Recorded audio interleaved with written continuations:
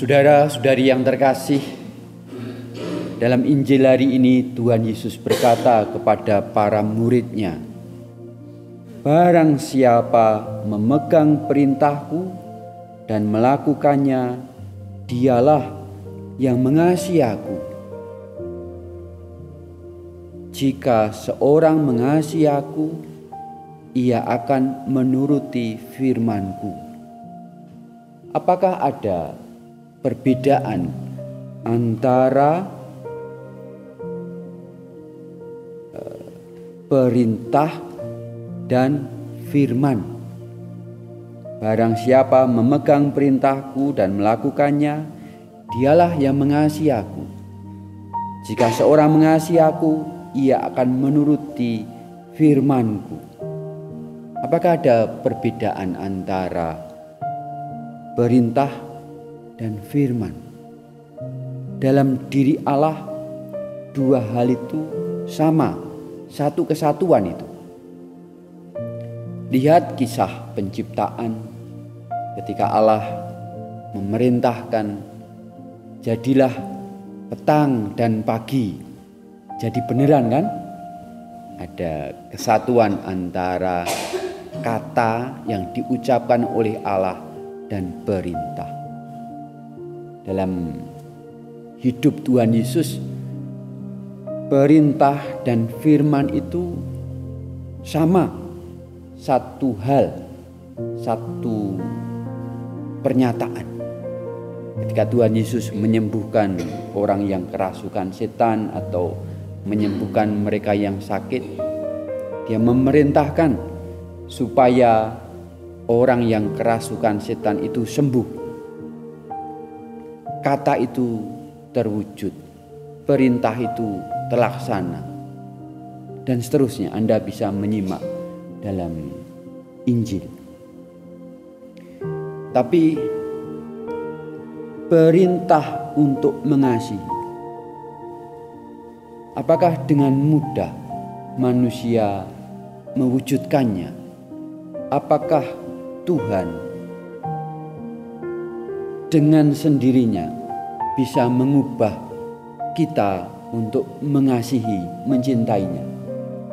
Apakah sama seperti saat Dia menciptakan langit dan bumi, mengusir roh jahat dalam diri seseorang yang kerasukan itu, atau menyembuhkan orang yang sakit dan lumpuh? Enggak kan? Ketika Anda mendengar barang siapa memegang perintahku dan melakukannya, dialah yang mengasihi aku. Jika seorang mengasihi aku, ia akan menuruti firman-Ku. Apakah seketika juga kita langsung mengasihi Allah hari ini? Apakah dalam hidup sehari-hari kita selalu mengasihi Allah? Enggak kan? Karena Allah memberi kita kebebasan. Masing-masing dari kita diberi kebebasan. Kita bisa menanggapi perintahnya itu atau menolaknya. Kita bisa mengiyakan firman-Nya, bisa juga tidak. Mengasihi Allah itu bebas kok. Allah tidak bisa memaksa kita. Manusia bebas mau mengasihi Dia atau tidak.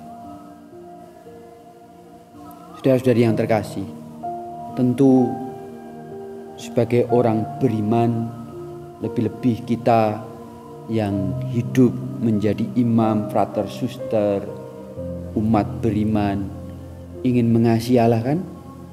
Setiap hari, setiap saat. Persoalan atau tantangannya, tidak mudah mengasihi Dia itu. Mengapa tidak mudah? Mengapa kerap kali kita jatuh pada kesalahan atau kesulitan yang sama? Pagi hari kita berniat untuk mengasihi Allah, ternyata tidak selalu terwujud. Apa yang membuat kita tidak selalu mudah mengasihi Allah? Karena kita tidak mencintai diri sendiri. Kita sulit untuk menerima dan mengapresiasi diri. Orang yang sulit mengapresiasi diri, sulit juga mencintai Allah. Saudara-saudari, apapun latar belakang kita, dari mana kita berasal, masa lalu kita, apapun itu, sebenarnya kita tetap anak Allah yang dicintai, yang diberkati. Tapi kerap kali kita lupa akan identitas diri kita itu. Kita selalu membandingkan diri kita dengan orang lain. Mengapa saya punya masa lalu semacam itu? Kok tidak sama dengan teman sekomunitasku yang masa lalunya lebih baik? Mengapa saya harus menerima peristiwa itu yang tidak menyenangkan, sementara orang lain mengalami peristiwa-peristiwa yang nampaknya lebih menyenangkan? Kalau hal itu yang kita pelihara terus kita ingat, sulit bagi kita untuk merasakan dan menyadari bahwa kita itu anak Allah yang dicintai dan diberkati. Itu soal penghargaan diri. Saya menghargai, mengapresiasi diri, mencintai diri saya sebagai anak Allah yang dicintai dan diberkati. Kesadaran akan hal itu akan memampukan kita untuk mengasihi Allah. Jika seorang mengasihi aku, ia akan menuruti firman-Ku. Bapa-Ku akan mengasihi dia dan kami akan datang kepadanya. Kita akan mampu mengasihi Allah kalau kita menyadari diri kita anak Allah yang dicintai dan diberkati. Tanpa kesadaran itu sulit bagi kita untuk mengasihi Allah. Kita akan terus menuntut, meminta kepada Allah untuk mencintai kita lebih dulu. Bukankah Allah telah lebih dahulu mencintai kita? Hanya kita yang kerap kali tidak menyadarinya. Maka saudara-saudari yang terkasih, pengolahan diri harus diawali dengan kesadaran bahwa saya anak Allah yang Ia cintai.